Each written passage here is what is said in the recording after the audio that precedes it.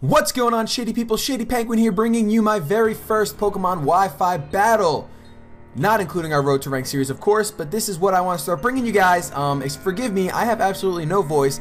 I was out till like 5 in the morning last night doing crazy shenanigans, but I needed to bring you this battle regardless. So, today, my opponent is DNACereal. His YouTube link will be in the description down below. Looking at our teams right now, I brought my pretty much standard team that I have as of now. I'm also, breeding all the time. But here we go. I got my Klefki, which is my standard lead, Azumarill, my Mega Venusaur, my Gengar, my Dusclops, which is a defensive brick wall, and then I have my Talonflame. Looking at his team, I'm fearing the Trevenant. I hate Aegislash so much more than anything. And then I see at the end of his team, he's got a keychain as well. So, going into this battle, I'm like, oh boy, I know what's going to happen. And you guys know what's going to happen. So we're going to jump into this battle right now. And as it turns out, we both end up leading off with those dumb little keychains. Someone gave me that keychain, actually, HTM J Swag. Thank you so much for giving that to me. Like, I love Klefki, but also I think it's the most annoying, taunting Pokemon in the world, thanks to Prankster. But basically what ends up happening is we both lead off. You'll see there, even though I sped it up for you guys because it ends up going on for a little while. I went for sub, he went for sub. I should have went for T-Wave right away and paralyzed him, but I didn't know I was going to be faster. So what's going to basically end up happening during this speed up session is we both go for subs, we both get 3 layers of spikes up, and then he keeps going for T-Wave expecting me to switch, and I keep going for payback trying to break his sub. And once I finally break his sub, my Klefki gets a T-Wave off and gets to paralyze his Klefki.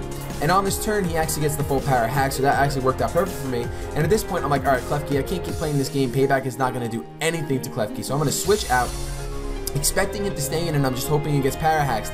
But he actually decides to switch out into his Greninja, which is fantastic for me because I know there's no way he's going to be staying in against the Venusaur. Whether he knows it's Mega or not, I'm sure he did because no one uses Venusaur unless it is the Mega Evolution. So here, I go for my Mega Evolution. He goes for a Stab U-turn, which does a solid amount, and it does around 30 HP. So it does a good amount. Nothing to laugh at. It's a fifth of my HP. I go for the Swords Dance, expecting him to go for the U-turn, but then he goes into his Vivillon, if that's the name of this Pokemon. I don't think that it probably isn't, but he goes for Satan, and I'm like, great, now I'm completely shut down. I didn't expect him to go for Quiver Dance, though. I haven't versed one of these at all, so he goes for a Quiver Dance. My Power Whip does basically nothing after +2, and then he finishes me off with a Hurricane, and that was very frustrating for me, but I didn't want to switch anything in to take it. I could have, but I didn't want to. So in comes in my priority Talonflame, scares him out, he goes into Klefki. I was pretty much positive he was going to switch out into Klefki, but I also didn't want to go for the... Actually, I didn't want to go for the Flare Blitz just because I wanted that priority since he had his Quiver Dance up. I couldn't take the risk. So I go for the Acrobatics, he switches into his Klefki, he eats it up, then he gets the paralyzed move, the Thunder Wave, as you just saw, and I take him out with a Wild Charge. I believe that's the move. It's not Wild Charge. Whatever I just said. He goes back into his Greninja, gets more spikes damage. He goes for a double switch here, going into his Aegislash, because he wants a free switch in without me going for a fire move. He actually scares me out once I see that Greninja, and I go into my Dusclops, which I'm actually okay with, because Dusclops is my counter to Aegislash, because I say, alright, Dusclops, carry the Will-O-Wisp.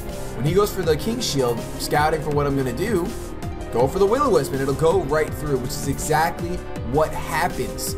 Get the burn. That's pretty much the only way you're going to shut down an Aegislash. You have to burn it. You really do. Otherwise, it's just too powerful. Way too much goes on with that thing. Everyone's using it.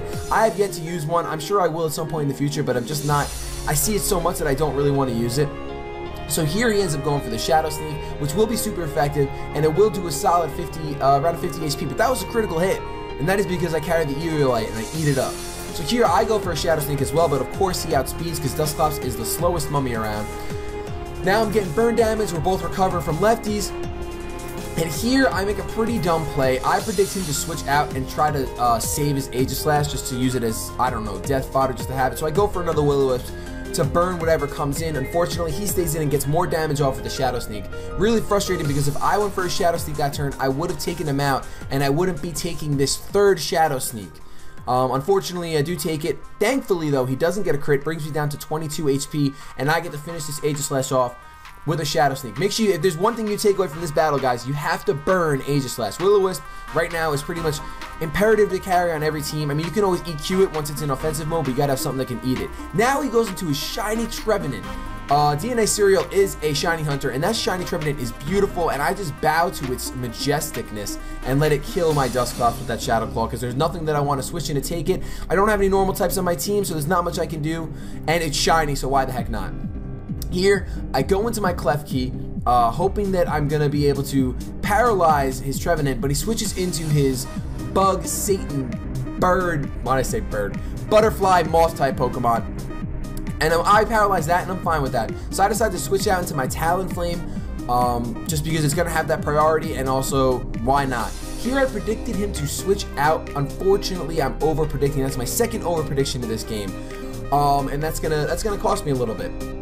So I go for a U-turn expecting him to switch out, and I wanted to get some switch initiative. Unfortunately, he doesn't. He goes for the Hurricane, and he does well over 75% to my Azumarill. Fortunately, my Aqua Jet can take him out. I didn't really need to go for the Aqua Jet, but I did, and it's really irrelevant. I knew that the Aqua Jet would take him out, and he was paralyzed, so I was going to be faster no matter what.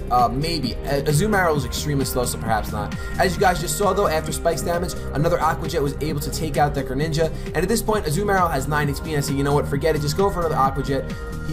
Zuzu is such a slow Pokemon that I just can't risk going for something else, especially when his Trevenant would obviously kill me with any move. Unfortunately, he goes for the Rest. So now we have a full HP Trevenant. I'm sure he's running the Natural Cure one because that's what makes sense when you're running Rest on your set. So here I get to go for a Flame Charge. I keep calling it a different move than what it is. And I take out his Trevenant in one shot because Talonflame does not mess around once its wings are on fire. Here he goes into his, I believe his second to last Pokemon, his Mega Evolution, Metachan, which I think this is the first one I faced. Fortunately though, my priority acrobatics pays off. I don't get the full Para Hacks, and down goes his Mega Evolution, and that will actually be the game. That was his last Pokemon. So if you guys enjoyed that battle and you learned that you gotta burn your Aegislash, make sure you leave a like rating down below. Leave a comment down below letting me know what your favorite team member of mine is. Have yourselves a good day, but above all else, keep it shady.